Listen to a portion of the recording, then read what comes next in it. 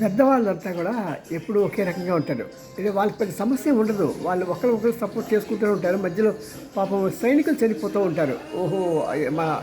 ఎందుకంటే అక్కడ ఈ దేశపు సైనికుడికి, ఆ సైనికుడికి అసలు ఏమి విరోధం ఉండదు. కానీ ఈ యొక్క నాయకుల యొక్క దీని ప్రోత్సాహంతో ఆదేశానుసారంగా వీళ్ళు వెళ్ళిపోయి వాళ్ళని చంపడం, వాళ్ళని చంపబట్టడం జరుగుతున్నది. అంతవరకు ఎందుకు?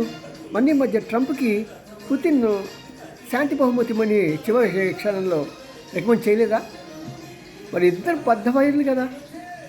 మరి సైనికులు ఆలోచించాలి. ఇలాంటి వారి కోసమా మనం ఇంత త్యాగాలు చేసి, మన కుటుంబాన్ని త్యాగాలు చేసి, మనం తీసుకొని ఇది చేసి మనం పోరాడుతున్నాం అనేది ఇది చాలా ఘోరమైన విషయం. ఎందుకంటే ఆఫ్టర్ ఆల్ ట్రంప్కి నోబెల్ శాంతి బహుమతి అని చెప్పేసి పుతిన్ అతను కోరటం అనేది ఏమో నా మనసుకైతే అంగీకరించలేదు. మరి మీ మనసుకి అంగీకరిస్తున్నదా?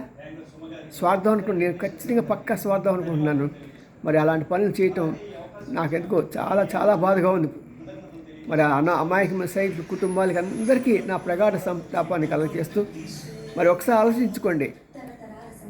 మేము సైనికులకి ఒకటి విజ్ఞప్తి చేస్తున్నాం.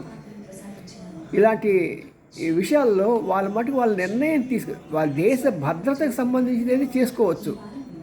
అంతేగాని ఇప్పుడు యూఎన్కి పంపిస్తూ ఉంటారు. యూఎన్కి ఎందుకు పంపించాలి భారతీయ సైనికుల్ని?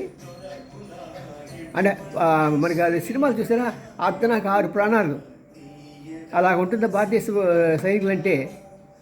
మోడీ గారు మీరే సరే అసలు యూఎన్కి మన సైనికులు పంపించకూడదు సార్. ఎందుకు సార్ మన భారతీయులకి?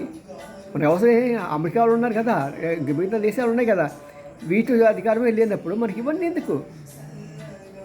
సరే సార్ మీరు ఏ సైజ్ చేయండి, కానీ మనకి యూఎన్ తరఫున మన సైనికులు పంపించడం మాత్రం నేనే కదా, భారతీయ ప్రజలు ఎవ్వరూ హర్షించట్లే. ఆ సంగతి తెలిసిన వాళ్ళు ఎవరైనా సరే.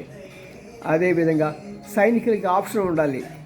మీరు మీ యొక్క స్వార్థ ప్రయోజనం, మీ యొక్క రాష్ట్రాంతరాల కోసం గొడవ పడుతున్నప్పుడు వాళ్ళని ఎందుకు ఇది కావాలండి? చక్కగా మీరు ఒకరొకరు సపోర్ట్ చేసుకుంటే మీరు పుతిన్ను ఆ ప్రైజుల కోసం, ఈ ప్రైజుల కోసం